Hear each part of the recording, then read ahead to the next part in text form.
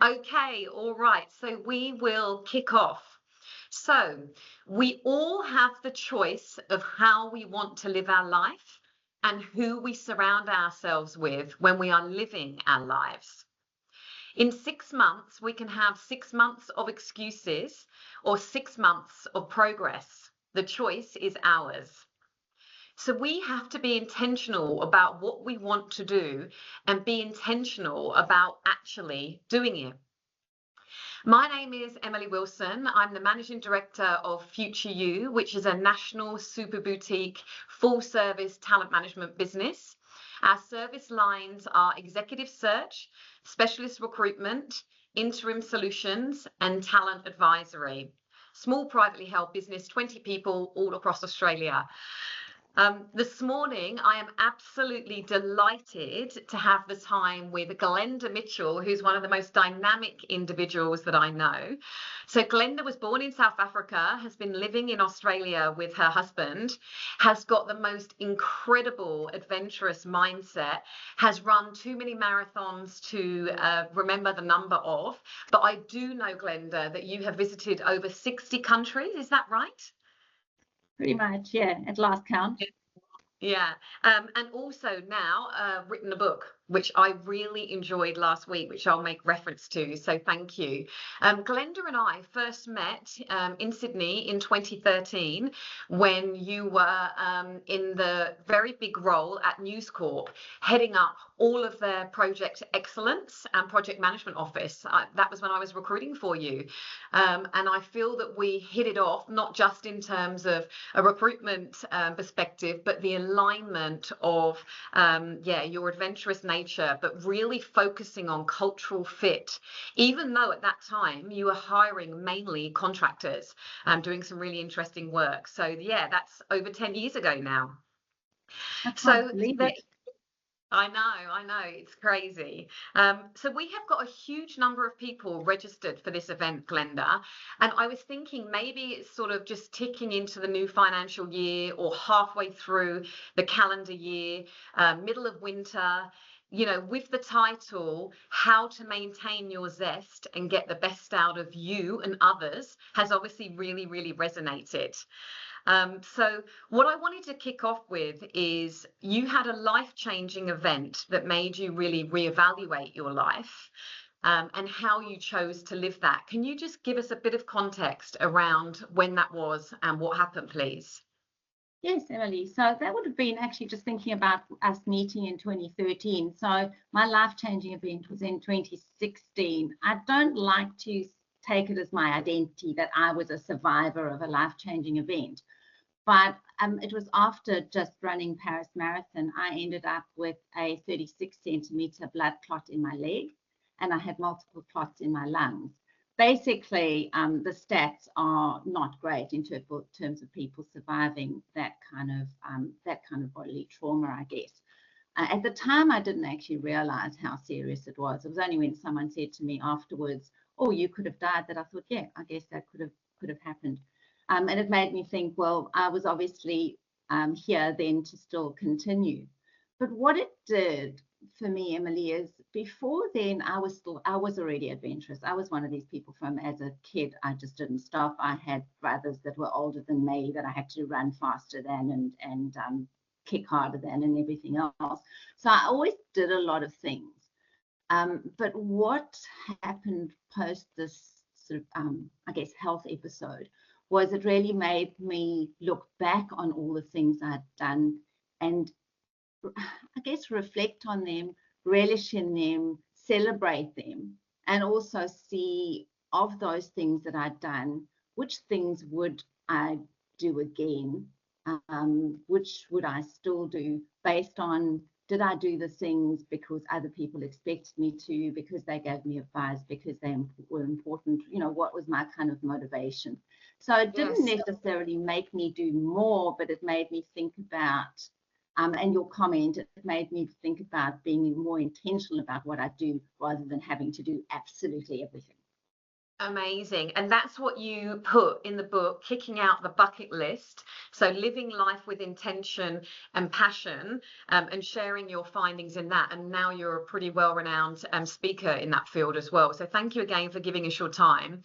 So for those of us that haven't had a life-changing event or may actually be going through some pretty tough times now, you know, lots of people are deep in careers, deep in caring for children, deep in caring for aging parents, having their own health problems with us and people in the family or colleagues, dealing with the increased cost rise of living. There are moments where we have to just stop and realize our lives are incredibly, incredibly full. But where do we want to spend our time to get the most joy and happiness, to bring ourselves zest, and therefore to actually lift up others?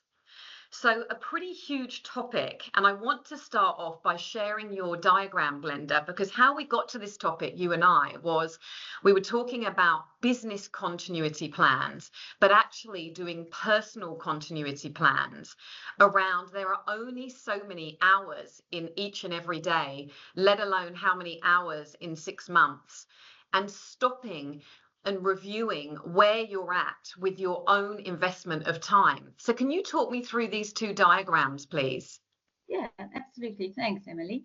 So I've put on the top there of the diagram time, energy, and money, because those are probably our most scarce resources, I guess, that we have. In a week, we only have 168 hours to spend. No matter how much we try and do, that's as much as we've got, and we've got a limited amount of energy and money. So what this diagram shows is it allows us to think about each of the areas in our lives. And I've broken it, I've used 6 areas or 6 key life areas here. When I work with clients, I work up to 12. But it's, as it says on the right-hand side, it's personal, it's not best practice. So people can look at what are the key components, I guess, of their own lives. And by looking at the key components of their own lives, they can look at how much time. Time is an easy measure because you can actually break it up and you can say, well, in my week, how much time do I spend on my relationships? How much time do I spend at work? How much time do I spend on exercising? So the current on the left-hand side allows you to actually say, well, what is my current situation? How much time am I spending in these key life areas right this moment?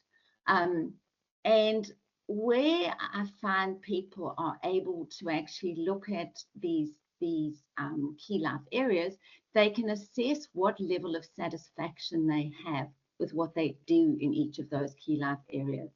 Then on the right-hand side, it's what I think would actually be better based on what my aspirations are, based on what my values are, based on what's important to those people around me. What do I think that my pie should look like? Are there areas in my life that I should be spending more time than I am now? Are there areas in my life that I need to actually focus on more? The hardest thing with this shift is, and it was funny, I was speaking to a client the other day, and it sort of seemed so obvious, but we did the current, this is where I'm currently spending my time and energy. And then she started looking at the desired and started putting numbers, and the numbers in there are loosely percentages. And she wanted to increase the time with relationships with her family. And it's like, oh, that means I need to take time away from other areas. And that was kind of a penny drop. And it seems so obvious.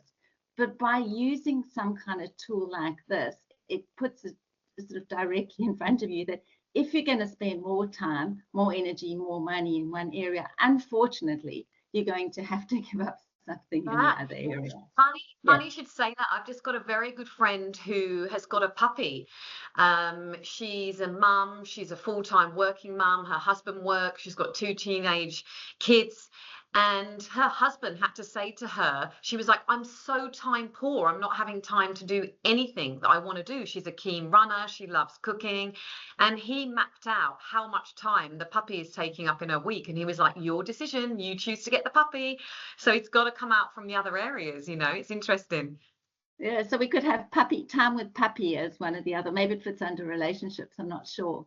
But yeah, it is exactly that, because we can't actually add on to the pie. There is only so much.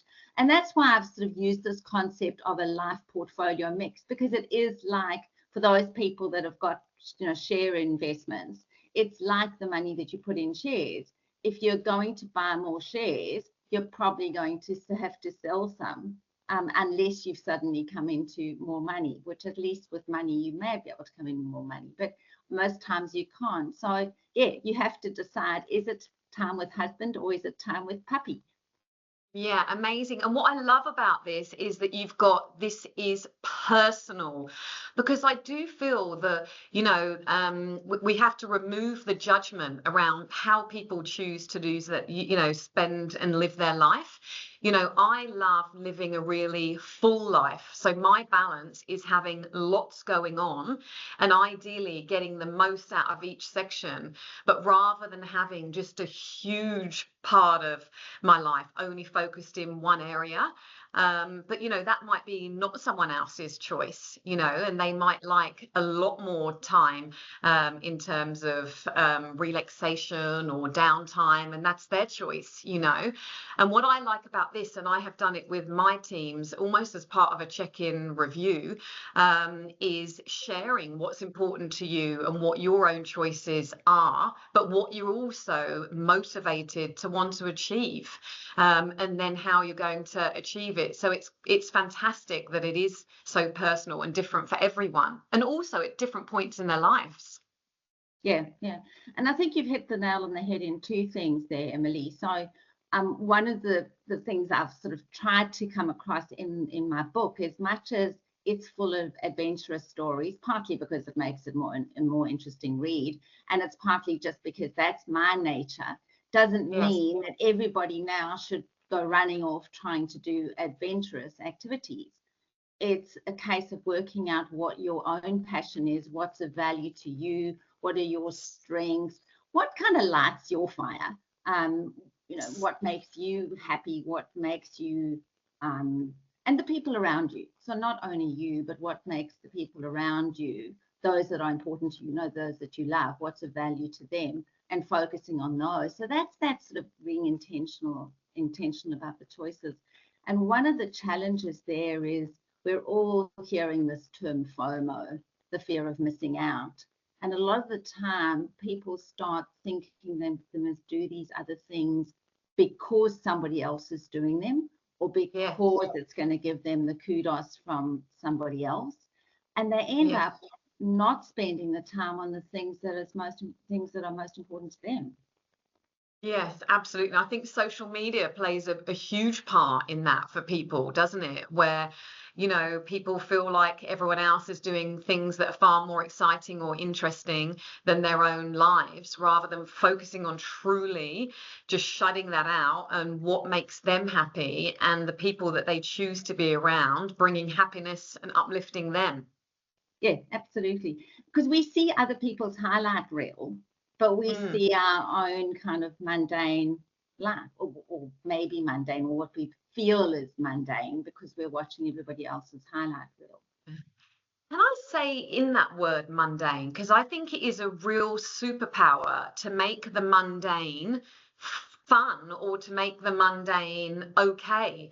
Because often I think when people do this, there's huge goals in each area, which then is a high performing, high intensity in all parts of life, which again, great if that's where you want to be at that moment in time or for that 6-month period.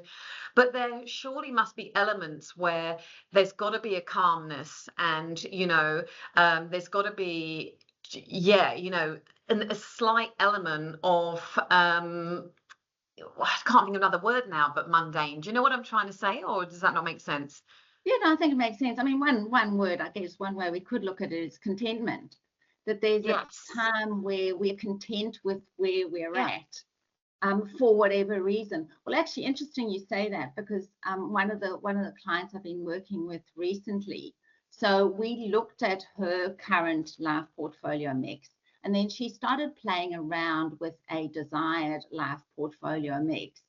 And she's in this difficult stage where she's a very high achiever. She wants to be successful from a career perspective, but at the moment she's got 3 young children, and she really wants to make an impact on the world. And it became a challenge. She was this disconnect between her current and her desired. But what she realized is that for this, and use your window of 6 months, that actually in this season, she was going to choose to be content with her current life portfolio mix, recognizing that wasn't going to be the portfolio mix for the rest of her life.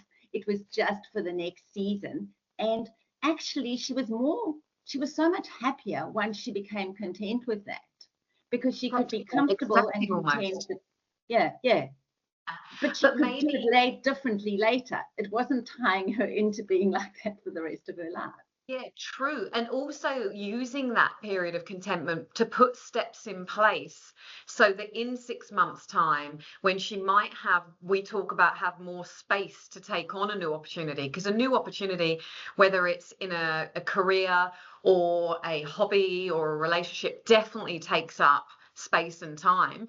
But putting things in place now in the next 6 months to get you in a position of being able to take that new opportunity on, whether it's, getting in front of a network, whether it's, having a coffee with someone new once a week, whether it's doing your resume or LinkedIn profile as best you can. So actually breaking it down so that in 6 months you're able to, to achieve those things or move into that new desired shift. Absolutely, because there's no use having the desired one set. I mean, I don't think we're going to have too many people who are about to necessarily retire in the audience now, but that's often a major transition. And what I see is people want to go into retirement, or even when they go to when their children go to school, and they want to start doing something new, but they're not fit enough, they don't have the skills, and they lost because they can't go and do the activities that they wanted to do when their children have gone off to school, because they haven't been prepared for that. So it doesn't mean they still can't do it, but they've got a longer transition. So the more we can actually think to the future and think about almost multiple desired states, the easier it is to make sure we skill ourselves up and we prepare ourselves for that next state, even if we're not actually making those changes now. Yeah. So in each of these sectors, to use the tool to have a moment of reflection, it's to look at the current space and where you invest your time, and also what you're doing with your time and who you're doing it with, what the desired model is, and then putting a plan in place to help you achieve it in 6 months. Is that the idea? Yeah, or whatever the period that you've defined is. And because we're talking 6 months, that makes sense. The brain seems to manage to go. We often talk about 5-year plans, and we don't seem to be able to do that as easily. Not to say we don't have the big picture 5 years, but 6 months seems to be something we can cope with. So if we can have plans to get us so specific steps, specific activities that we can do, and whether it be because we're wanting to improve our health, we may actually decide to go and join the gym. So anything like that to get us to the new desired state. So those would be some of the things that we need to do, and both in terms of planning out the activities that we're wanting to do or the steps that we need to do. But what I also find is getting people around us that will help us. So whether it be to provide advice, whether it's to support us, whether it's to be accountable. And this is where I think in organizations, having these conversations with our peers and also with managers, with staff, with whoever's around can help, because we become aware of what the other people around us are trying to achieve, and we can actually help each other do it. I love that. I love that. And when I looked at this myself, I mean, I'm really proud that I feel like I have a really diverse set of relationships. And I absolutely love that because people challenge the way I think. They bring different thoughts to me that I wouldn't think of myself. And when I look at this, and whether it's, from a business perspective, relationship, I think for me, all relationships are the same. They're built on trust and they're built on partnerships. But there are people who I would hang out or spend time with that help me genuinely more on the spiritual side, or there are friends or people that I hang out with that help me more on the hobby side, or there are mentors that I have on the career side. So it's also, I think, recognizing what diverse set of people you have to bring ideas and support you through the desired state as well. Yeah, yeah. And I think for some people, they will rely on people. And because you're such a people person, that makes absolute sense to me. Some other people will rely more on process. So what if you would like to go on to the other slides, Yes, thank you. we've got, from a process perspective, what I find some people need and find useful is this. So passion would be that core of, it's almost that new pie. So what does the new pie or desired state want to look like? And then actually going through and actively going through those rings around the circle. So purging, getting rid of those things in your life. Because we said, if you're going to add on, if you're going to spend more time in your relationship, you're going to have to give up some other things. So if you're going to do the puppy, you're going to have to give up some other things. So what are you going to get rid of? So what are things that you're going to purge from your life? What Yes. are you going to prioritize? What are you going to park so that you're going to do later? What are some things that you're going to get, that you need to actually plan for? So then you're going to put in your active steps, maybe go and join the gym. And then over the next 6 months, now you've actually got to do it. So you've done all your purging and planning and prioritizing. So persevering and seeing it through. And the last one that I've actually got on there, my final P, is the party. And this is Like that. My eyes go straight to that one. good. Well, to me, actually, it is the beginning and the end of everything. So party is something that keeps most people motivated. So if we can look back both at our past and actually identify what our major achievements on, what's given us a buzz in the past, it's such a good way of motivating us into the future. And then as we're doing new things, so over the next 6 months, instead of in 6 months' time looking back and saying, have we done it, and then realizing we haven't done it, if we find little milestones along the way and actually celebrate our successes and celebrate the successes of those around us, it's amazing. It's such a motivational tool. Yeah, the small things that happen every day. I mean, I'm the world's worst for certainly not having a plan any more far out than 6 months. Never have, never have. And I really respect people that say in 2 years' time, I want to be a CEO, or in 2 years' time, I want to be the best slalom skier that I can be. But I truly believe in getting the most out of absolutely every day, so getting up and going for a walk at 5:30 in the morning, so that's the time of the day when nothing's gone wrong, you've got the time, being present, but even having the spontaneity, because in your book, what I love, Glenda, it's like you cannot just plan, because you can miss opportunities, you can miss moments of joy, which can be observations of things around you or observations of a conversation you've had time for. So it's great to have this, but also to still try and have that spontaneity in life. Yeah. And some people are always going to be more spontaneous than others, but I go with the Nike. I like this one before Nike ever came across it, just do it. And to be honest, Emily, that was actually the original reason behind my book, and why it was called Kicking Out the Bucket List, was essentially saying, stop making a list, just get out there and doing it. Because I found that so many people would hear about my climbing up the mountain or what I'd done and say, oh, I'm going to put that on my bucket list. And it just drove me nuts, because everybody kept building up this bucket list of things they were going to do in the future. Firstly, things that they weren't passionate about. Secondly, that they never got to do because they were so busy listing them. So I'm with you. It's like sometimes you've just got to get up and just go and do it, or I make a love it. decision not to do it, whichever way you go, but just Yeah. get on with it. Love it. You've answered the one question actually. Is someone in the team, and I won't name names, but how can I get up at 5:30 in the morning and to do the exercise?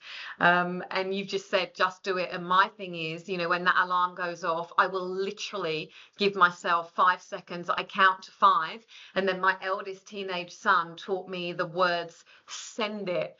So whenever you're in a situation and you're going, shall I, shan't I just go, just send it, just get up and go. But yeah, it's sometimes much easier said than done.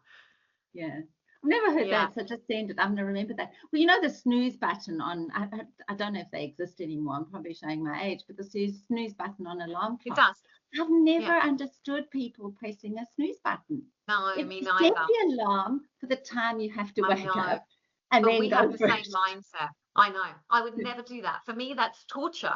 So even if it's the last minute, I'm never late, but I'm never early. I would leave it to the last, but I would get up the first instance. But I don't know. I don't know. Everyone's different, aren't they? So the idea to use this it's a life tool, not just a career tool. I mean, rightly or wrongly, everyone has to work. The cost of living is high.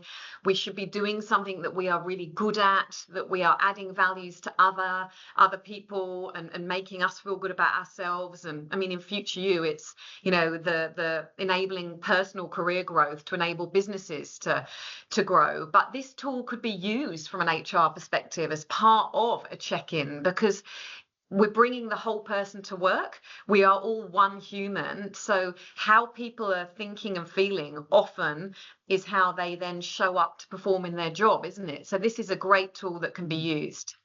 Absolutely. I mean, you've summed it up. When you get a person to work, you do get a whole person. You don't just get a resource or a worker. And we all bring our whole selves, and we get the benefit of our whole selves being at work, and sometimes not necessarily the benefit.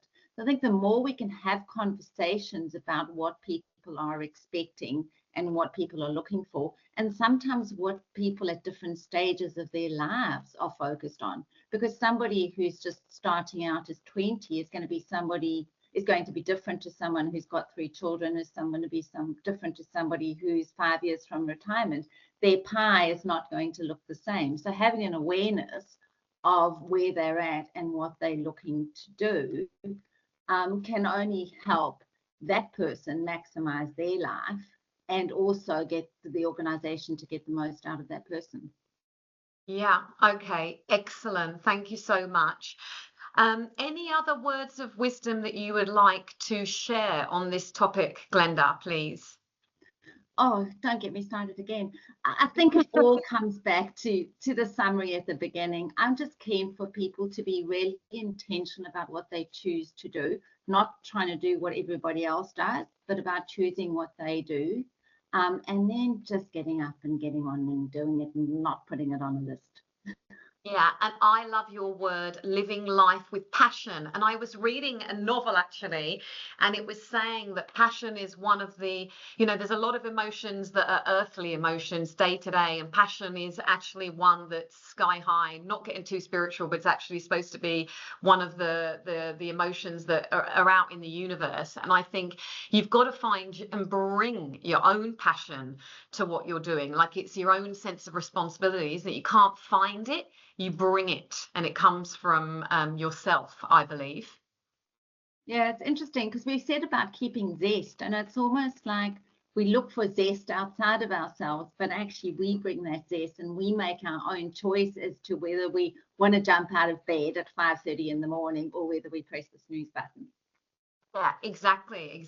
And I think that comes from thinking, if you're having a bad day, what are you going to do that is going to make you feel good? If something's not going well at work, what do you do? I know what I do, and you do it. Or if something's not going well on the weekend, what do you do to pick yourself up to help bring that passion and zest through? And then it all filters out to everything else, hopefully, anyway. It does. Thank you so much. So everyone, we will send out the recording and the notes, the presentation for Glenda. I highly recommend the book, Kicking Out the Bucket List. Glenda is a fabulous coach and has a really impressive corporate career, and certainly spends her time coaching people around the topics that we've discussed this morning. So we'll send out the contact details as well. So if there's anything else that we can do to assist, please don't hesitate to reach out. And thank you very much for everyone giving us their time this morning. Thank you so much, Glenda. Thanks, Emily. Thanks, everyone. Thank you. Bye. Bye. Bye.